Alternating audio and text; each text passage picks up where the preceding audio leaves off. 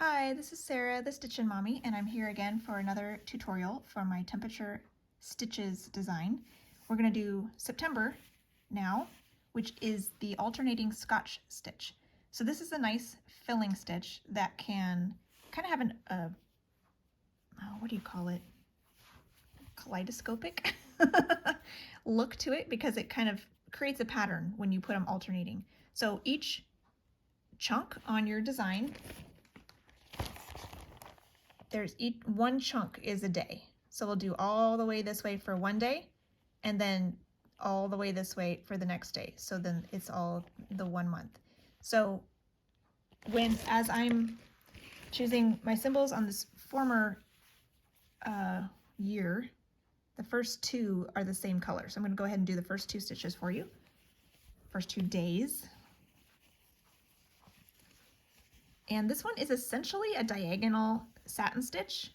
And let's check here to see, sometimes when you do diagonal satin stitches, you don't need 2 strands. So we're going to try it with 1 and see how it goes. I actually haven't tested this.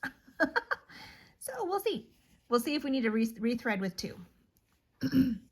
And let's see, it's down 1, 2, it's down to here. And it's over 4 fabric threads from the border, and then 1 more in to start it, because we're going to do every thread, a diagonal in every thread. So I like to start at the bottom of my stitches, so I'm going to start at the bottom. We're just going to do a bunch of diagonals. For some reason, the diagonal stitches cover better than solid stitches, because we needed to do a 2-stranded satin stitch up here in order for it to cover properly. But this one might be okay with 1. Let's get a few in here. Yeah, I think that'll be all right. So we need to keep going until we get 6 fabric threads over, or the equivalent of 3 stitches, 3 cross stitches, which will then be 1, 2, 3, 4, 5, 6. Yes, so 6 legs. 1, 2, 3, 4, 5, 6. This is the longest leg.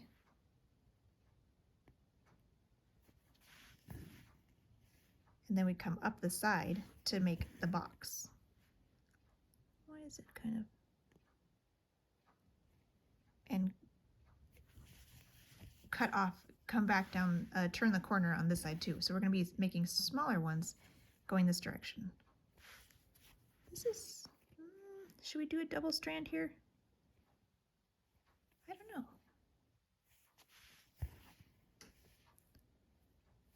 It might be all right. You could go either way on this, I think. Maybe because it's a lighter color, but I am seeing a good amount of fabric show through. I don't know that I like that.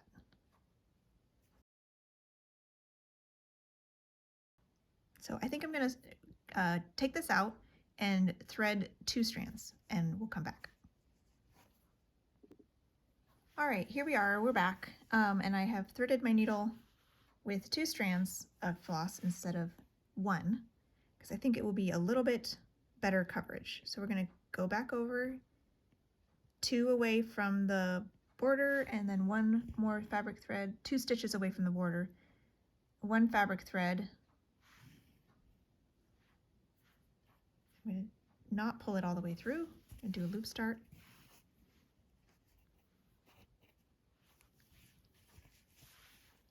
And then I'll come back to the bottom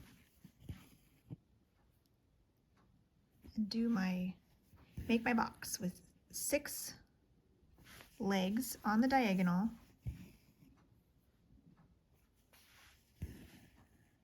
Again, like a satin stitch, you want to make sure you're wrapping all the way around, coming up on one side, going down on the other side, coming up on the first side, going down on the second side, because you want it to, you want your tension to be wrapping properly. If you try to go, if you try to now come up in the corner, your tension's going to be off and it'll be kind of a wonky a wonky stitch, and you don't want that. I believe this is the 6th one. This should be a nice right in the corner there. Now we're going to start closing these up, making them shorter again. And I do like the coverage better. It's nice and plump. It covers the square nicely. You could do it either way if it doesn't matter to you, but I think this is nice. Also, I'll recommend both satin stitch and Scotch stitches to be 2 strands instead of 1. Because the other stitches, you kind of want that delicate look so you can see all the legs of the stitch, but with these ones, you more just want a padded section that's solidly covered. So it's a different goal, I guess, in the stitch. So 1 more. And here I'm going down this side.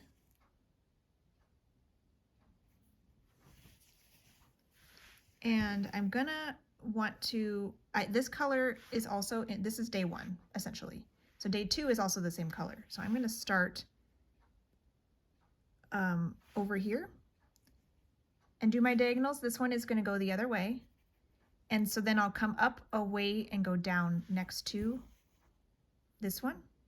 So it'll make my stitches look a little neater. Rather than coming up here and going down out here, I'm gonna come up on the edge and go down where I'm touching a previous stitch. If at all possible, I'll try to work these stitches that way.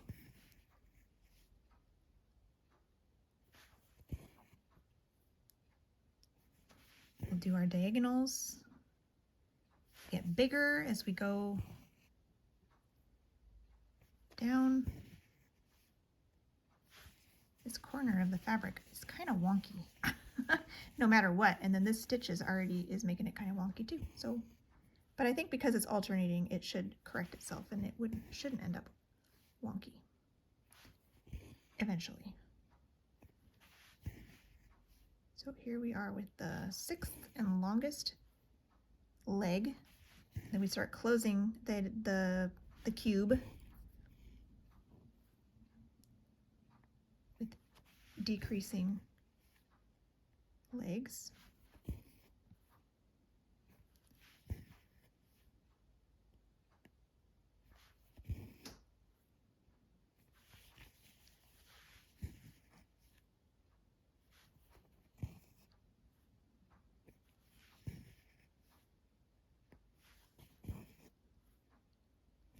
And there is day 2.